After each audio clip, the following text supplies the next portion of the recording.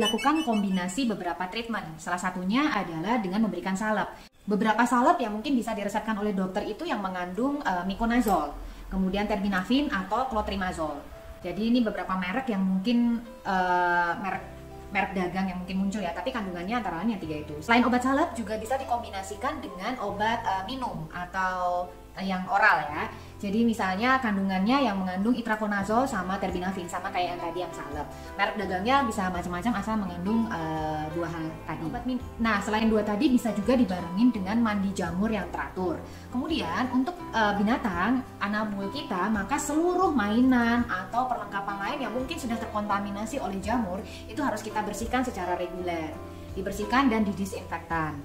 Oke, kemudian kalau misalnya kita punya beberapa anabul di rumah, jangan lupa untuk dipisahkan teman-teman. Jadi yang memang udah terkontaminasi atau udah tahu ketahuan dia sakit, maka dipisahkan tuh dengan anabul yang sehat supaya mengurangi potensi untuk terjadinya transmisi. Dari seluruh treatment pengobatan, yang paling penting yang harus diingat adalah setiap individu, baik manusia ataupun hewan, itu mempunyai kondisi tubuh yang berbeda-beda dan juga respon terhadap obat yang diberikan itu juga berbeda-beda teman-teman. Jadi ada yang cepat sembuh nih, dikasih beberapa hari, seminggu, 2 minggu tuh jamurnya udah hilang.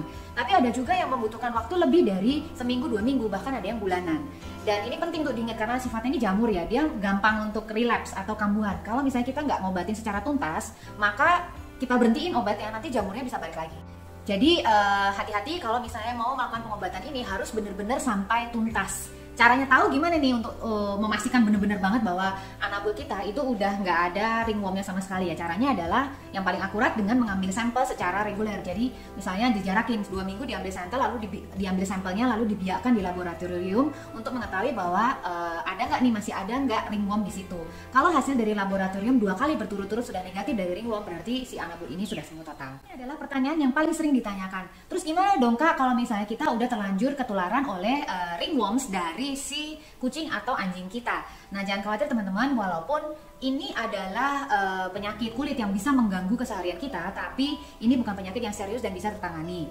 Dan biasanya yang paling rentan itu adalah anak-anak kecil atau orang-orang dewasa yang mempunyai daya tahan tubuh yang memang imun sistemnya itu rendah ya, daya tubuhnya rendah atau lagi ngedrop lah. Nah, itu gampang untuk ketularan. Jadi kalau misalnya kita kuat, imun daya tahan kuat, juga nggak perlu terlalu khawatir. Dan kalau misalnya kita sampai ketularan dan ringwormnya itu kalau di manusia itu biasanya kelihatan nih teman-teman, kayak gini ya, kelihatan ruam-ruam merahnya di kulit. Biasanya dokter sama itu akan meresepkan resep-resep salep yang mengandung clotrimazole ataupun miconazole. Nama-nama merek dagangnya itu yang mengandung 2 zat tadi itu biasanya antara lain Fungidem atau Bicuten. Kemudian ada juga Lotrimin dan Misalex. Rata-rata pengobatan yang dilakukan untuk manusia itu 2-4 mingguan itu udah bisa sembuh ya. Secara umum teman-teman, sebenarnya penyakit ringworm ini bukan tergolong penyakit yang serius dan bisa ditangani ya. Tapi tetap aja ini akan mengganggu secara umum kesehatan manusia atau bahkan juga anabul kita. Nah, tapi selain ringworm, ternyata ada banyak penyakit lainnya yang bisa ditularkan dari hewan ke manusia.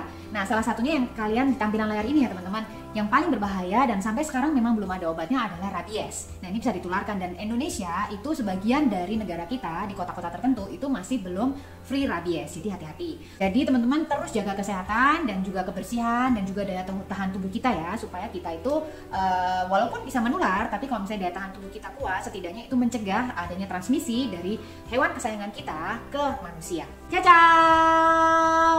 Muah, nyam nyam.